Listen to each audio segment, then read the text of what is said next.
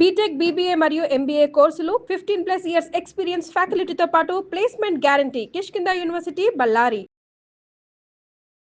నమస్తే రమగారు. నమస్తే జీ. రమగారు, ఏదైనా మంచి స్టోరీ చెప్తారా? పూర్వం ఒక పల్లెటూరులో ఒక ముసలావిడికి ఒక చక్కని కూతురు ఉండేది.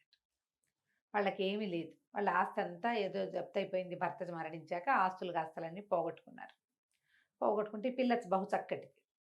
చుట్టుపక్కల వాళ్ళు కనబడతాయని ఆవిడ అసలు ఆ పిల్లని పెద్దగా బయటికి రానిచ్చేది కాదు.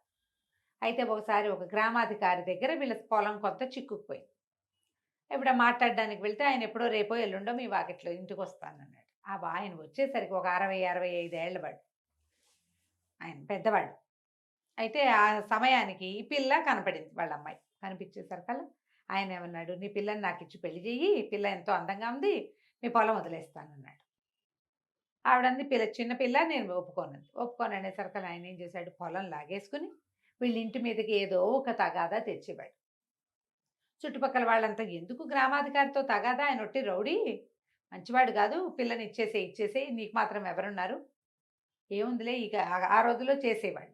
ఆవిడకేంటి ఇంత లేక కలిగిన ఒక్క పిల్ల, అదేమో చక్కటిది, చిన్నపిల్ల, 14 ఏళ్ల పిల్ల, 16 ఏళ్ళు ఉన్నాయి. దానికి ఇంత ముసలివాడితో పెళ్ళేమిటి? పైగా వాళ్ళ ఇంటి చరిత్ర అంత మంచిది కాదు. ఆ కొడుకులు కూడా దుర్మార్గులే. వాళ్ళు ఏం చేస్తారో ఈ పిల్లని, ఇంత చక్కటి పిల్లని. దాంతో ఈవిడేం చేసింది, ఒకనాడు ఒప్పుకుంది పెళ్ళికి. వాళ్ళని మీరు ఏర్పాట్లు చేసుకోండి అని చెప్పింది. ఈ గొడవలు తగ్గిపోయినాయి. వాళ్ళు పెళ్లి ఏర్పాట్లలో పడ్డారు. ఈవిడేం చేస్తుందంటే పిల్లకి మొహానికి ఒక ముసుగు చేయించి, ముక్కు మొహం వంకర టింకరగా ఉండేలాంటిది ముసుగు చేయించుకుని, అమ్మాయి ఈ ముసుగు పెట్టుకో, నీ మొహం ఎవరికి కనపడదు, ఇక్కడి నుంచి పారిపో, కనీసం నువ్వు బతుకుంటావని చెప్పి పిల్లని పంపించేసి. ఆవిడ బాగా జబ్బు చేసి ఉంది. పిల్ల వెళ్ళిపోయిన 2-3 రోజులకి ఆవిడ కాస్త చనిపోయింది. ఇల్లు ఇదైపోయినా ఈ పిల్ల ఎవరెవరి ఇళ్లలోనో పని చేసుకుంటూ బతికింది. అయితే ఏమైంది, ఒక షావుకారు గారింట్లో చేరింది. దీని మొహం ఎవరికి కనపడేది కాదు, వంకర టింకర మొహం. మొహానికి ముసుగుండేది కదా, ఈ ముసుగేసుకుని ఉండి నెత్తిమించి కొంగిట కప్పుకుని ఉండేది పిల్ల. వీళ్ళు దీన్ని చూసి అందరు అనేవాళ్ళు, ఏం రూపం రాదింది, రూపసి అని ఎక్కిరిచ్చేవాళ్ళు, రూపసి అని పిలిచేవాళ్ళు. అయితే జమీందార్ గారింట్లో, ఒక షావుకారు గారింట్లో చేరింది. వాళ్ళ ఇంట్లో ఏంటంటే వంట మనిషికి ఏదో ఇబ్బంది అయితే ఒక 2 రోజులు పని చేయడానికి పెట్టుకుని ఈ పిల్ల చక్కగా వంట చేసేది, చాలా బాగా వంట చేసేది. ఆ పిల్ల వంటకి వాళ్ళు బాగా అలవాటు పడ్డారు. ఏడాది అర్థం ఉంది. అయితే ఏమైంది, క్రమంగా పిల్ల చేసే పాయసాలు అవి అసలు వాళ్ళ చుట్టాలందరికీ మహా ఇష్టమట. అమ్మాయి పాయసం చేసినప్పుడల్లా చుట్టుపక్కల జనాలు కూడా వచ్చి తాగిపోయేవాళ్ళు, అంత బాగుండేది. అయితే ఒకనాడు ఏమైంది, షావుకారు గారు భార్య ఏదో దేవాలయానికి వెళ్ళారు. వెళ్తే సరే పిల్ల తలుపేసుకుని స్నానం చేస్తోంది లోపల. వాళ్ళు ఏదో ఒక పూజా ద్రవ్యం ఒకటి ఇంట్లో మర్చిపోయామని షావుకారు గారు అబ్బాయిని వెనక్కి పంపించారు. ఈ అబ్బాయి తలుపు కొట్టేసరికల్లా ఈ అమ్మాయి ఏం చేసింది, మరి తలుపు తీయాలి కదా, గబుక్కను పరిగెత్తుకుంటూ వచ్చి తలుపు తీసేసి ఒక్క పరుగులో వెళ్ళిపోయి స్నానాలకు గది వైపుకి వెళ్ళిపోయింది. ఈ వెళ్ళిపోయేటప్పుడు అమ్మాయి ఏం చేసింది, స్నానం చేసేటప్పుడు ఆ ముసుగు ఏం తడుపుతారో ముసుగు తీసి పక్కన పెట్టింది. కొంగు అయితే కప్పుకుంది, కానీ ఈ అమ్మాయి మొహం కనపడింది వాడికి. 10 సెకండ్లు అందమైన మొహాన్ని చూశాడు. అది వచ్చింది రూపస్ అనుకోవాలి, ఇంకోళ్ళు ఎవరో వచ్చారనుకున్నాడు. అక్కడి నుంచి రూపసి అని కేకలు పెట్టాడు. బాబు స్నానం చేస్తున్నాను, వస్తానని చెప్పింది. మరి ఇంటికి ఎవరు వచ్చారు, నీ స్నేహితురాలు ఎవరైనా వచ్చిందా అని కేకేశాడు. ఎవరు రాలేదు, నేనే ఉన్నాను. స్నానం చేసి వచ్చాక ముసుగేసుకుంది. నేను ఇప్పుడు ఒక అమ్మాయిని చూశాను, నీ అంత ఎత్తే ఉంది, ఆ పిల్ల మొహం ఎంతో బాగుంది. ఆ మాట చెప్పండి, ఇంకో అమ్మాయిని చూశాను, నీ అంత అమ్మాయి అంటే నన్నే చూసావు నువ్వు అంటుంది. నేను చూసింది నిన్ను కాదు, ఆ అమ్మాయి ఎవరో అని అంటాడు. సరే, అక్కడి నుంచి రోజు ఈ పిల్లని పరిశీలించడం మొదలుపెట్టాడు. దీని పాదాలు చేతులు అతి సుకుమారంగా ఉంటాయి, తెలుపు గోల్డ్ చక్కగా వేళ్ళు ఉన్నగా.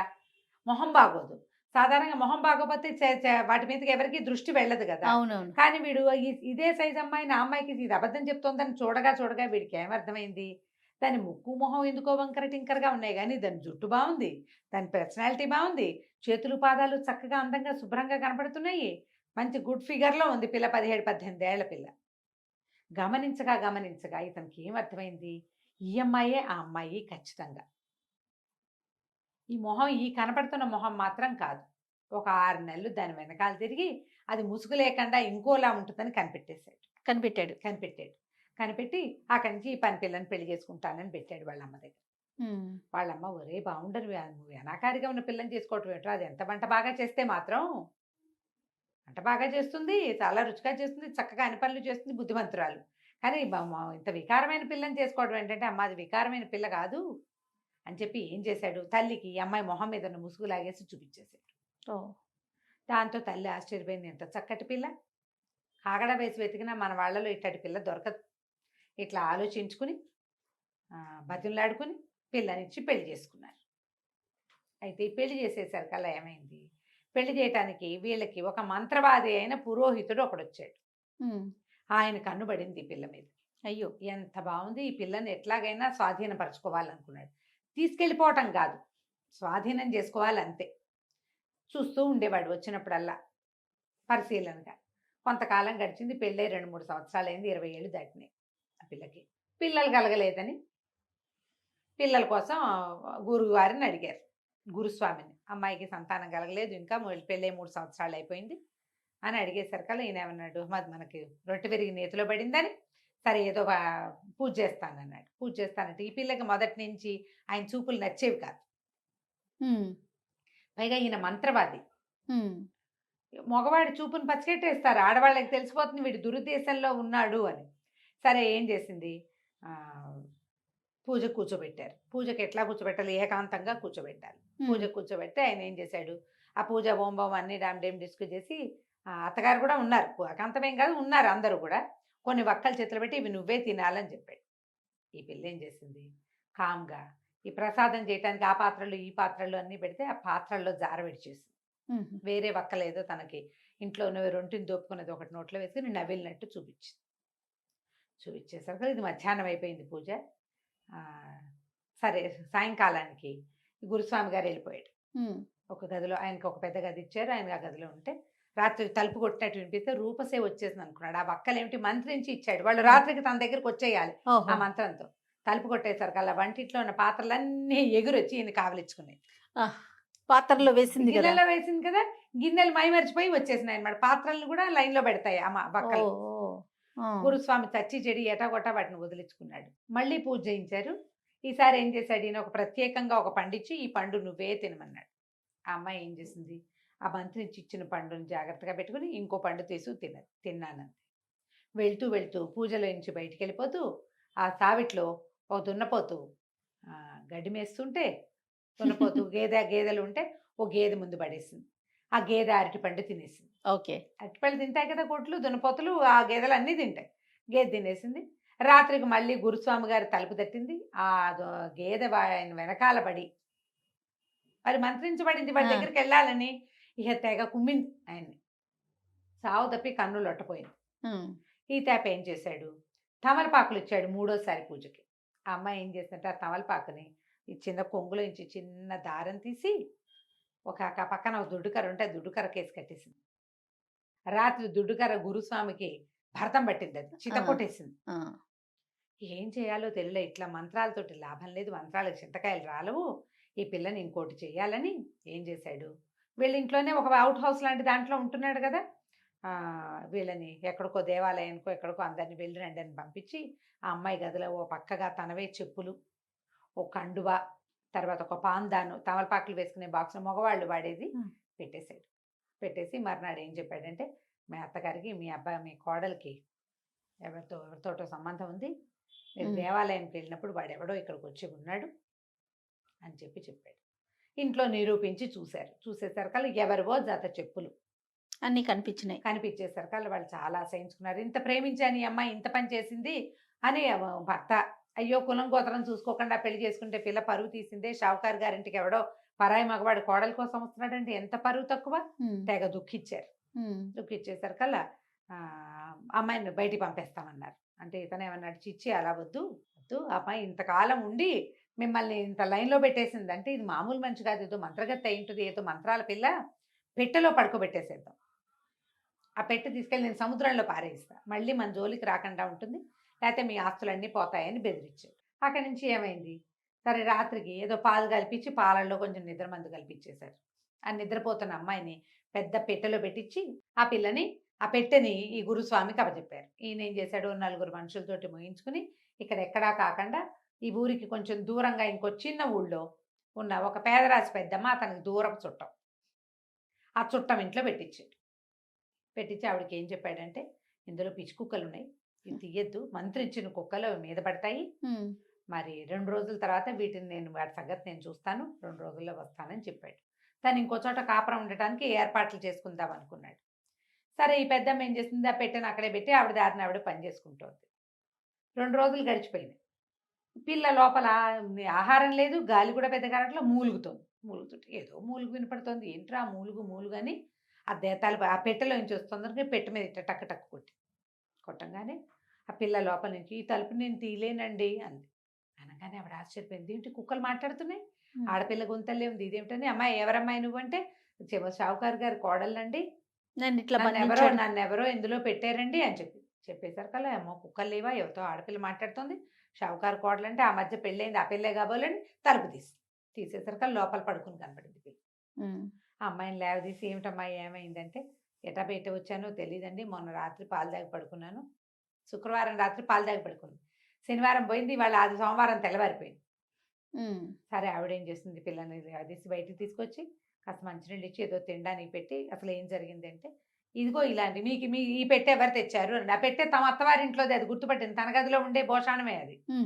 ఎవరు తీసుకొచ్చారు, గురుస్వామి తీసుకొచ్చాడు. ఆ గురుస్వామి దుర్మార్గుడు ఇప్పటికి 3 ప్రయత్నాలు చేశాడు నన్ను స్వాధీనపరచుకోవడానికి, నేను లొంగట్లేదని ఏదో ఎత్తేసినట్టున్నాడు అని చెప్పేసరికి ఈవిడేమంది, అమ్మాయి ఉండు, నువ్వు అన్నం తిన్నావు కదా, పద నిన్నని చెప్పి తీసుకుపోయి 5-6 ఏళ్ళ అవతల తమ స్నేహితుల ఇంట్లో ఈ పిల్లని బయటికి రానివ్వద్దు, దీన్ని జాగ్రత్తగా చూసుకుంటాను అని అక్కడ అప్పచెప్పొచ్చేసి, అక్కడి నుంచి వాకిట్లో పిచ్చి కుక్కలు కాదు మామూలుగానే ఊర కుక్కలు ఉంటే దాదా అని వాటికి చపాతీలు పెడతానని పిలిచి ఒక్కొక్కని ఎత్తి పెట్లో పడేసి లాక్ చేసేసింది, గడి పెట్టేసింది.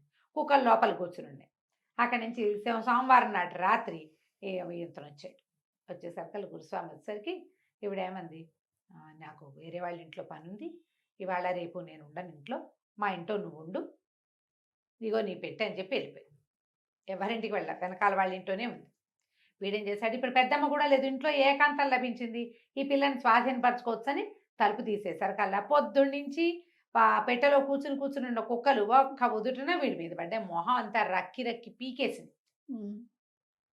కుక్కలు కరిచేస్తాయి కదా, అక్కడి నుంచి పారిపోయినాయి బయటికి. ఈ దెబ్బలు కుక్క కాటలతోటి మూలుగుతూ పడున్నాడు. సాయంత్రానికి మొత్తం తతంగం జరిగిందంతా తెలిసిపోతుంది కదా. తెల్లారేసరికి కుక్కల అరుపులు మనిషి అరుపులు వినపడతాయి. తెల్లవారు ఆ పెద్దమ్మ వచ్చి చూసేసరికి ఇంకేముంది, ఒళ్ళంతా కుక్క కాటలతోటి కొస ప్రాణంతో ఉన్నాడు ఈ గురుస్వామి. కుక్కల కోరల వల్ల విషం ఎక్కేసి 2 రోజుల్లో మరణించాడు. అందరికీ కబురు చేశారు, ఈ గురుస్వామి గారు మరణించారు అని. వీళ్ళేమనుకున్నారు, షావుకారు గారు అయ్యో మన కోడల్ని పెట్లో పెట్టి వాళ్ళకి అప్పచెప్పాము, దాని ప్రభావం వల్ల ఈయన చచ్చిపోయాడు అనుకున్నారు వాళ్ళు. చాలా బాధపడ్డారు. ఆ కోడలు పోయింది, రుచికరమైన వంట పోయింది, గురుస్వామి పోయాడు. ఒక 10 రోజులు 15 రోజులు గడిచిన తర్వాత ఈ పెద్దమ్మ ఏమందంటే, అమ్మాయి మీ అత్తగారిని మామగారిని మీ ఆయన్ని ఇక్కడికి భోజనానికి పిలుస్తా, శుభ్రంగా నువ్వు వంట చేసి పెట్టని పిల్లతో వంట చేయించింది. షావుకారు గారింటికి కబురు చేసింది, గురుస్వామి మా ఇంట్లో మరణించాడు, ఆయన ప్రీతి కోసం 15 రోజులు అయిపోయింది కదా, భోజనాన్ని పెడదామనుకుంటున్నా, మీ ముగ్గురు రండి అని. ముగ్గురు వచ్చారు భోజనానికి. చక్కగా వడ్డిస్తే పదార్థాలన్నీ తిని, వీళ్ళకి తిన్న రుచే ఆ రుచి తెలుసు. అత్తగారు కళ్ళ నీళ్ళ పర్యంతం అయిపోయింది, ఎంత బాగా వంట చేస్తుందో అచ్చు అట్టాగే ఉందని. చివరికి కప్పుల్లో పాయసం పోసి పట్టుకొచ్చి ఇచ్చారు. పాయసం తాగేసరికి ఆ పిల్ల పాయసం చాలా ప్రత్యేకంగా చేస్తుంది కదా, కథలో ముందే చెప్పుకున్నాం. అసలైతే మొగుడు ఏడ్చేస్తున్నాడు, అత్తగారు కళ్ళ నీళ్ళు పెట్టుకుంటుంది, మామగారు నెత్తి మీద చేతులు పెట్టి కూర్చున్నాడు. మా కోడలు అచ్చు ఇట్టాగే చేసేది, చచ్చిపోయిందో ఏమైపోయిందో ఏమిటో ఆ పిల్లమ్మ ఎందుకు వచ్చిందో అనేసరికల్లా, ఎందుకో రాలేదండి, మీ కొడుకు కోసమే వచ్చింది, ఇదిగో ఇక్కడే ఉంది, మీ కోడలు చేసిన పాయసమైన పిల్లని తెచ్చి చూపించేసరికి వాళ్ళు తల్లిపోయారు. ఇదేమిటి, ఇది ఎట్లా జరిగిందంటే, గురుస్వామి మిమ్మల్ని మోసం చేశాడు, ఈ పిల్ల తప్పేమీ లేదు, దానికి శాస్తిగానే వాడు చచ్చిపోయాడు, మీ పిల్లని మీరు తీసుకెళ్ళండి అంటే, ఆ రూపసి పేరున్న మహాద్భుత సౌందర్యవతి అయిన తమ కోడల్ని మళ్ళీ వాళ్ళు ఇంటికి తీసుకుపోయారు. వాళ్ళు నమ్మటం ఒక పొరపాటు, మరి వాళ్ళు గురువుని నమ్ముతారు కదా ఎవరైనా కూడా. అలాగే ఇట్లా మోసం చేసే గురువుల్ని ఇప్పుడు చూస్తున్నాను. అవునవునండి, బోళ్ళని కథలు ఉన్నాయి దీని మీద. కోకొల్లలు ప్రత్యక్షమైనవే. అవును, మనకి రెగ్యులర్ గా జరిగే నిజ జీవితంలోనే గురువుల్ని నమ్మి ఇలా మోసపోతున్న కథలు మనకు చాలా కనపడుతుంది. కథ కంచికి మనం ఇంటికి. రైట్. నమస్తే. నమస్తే.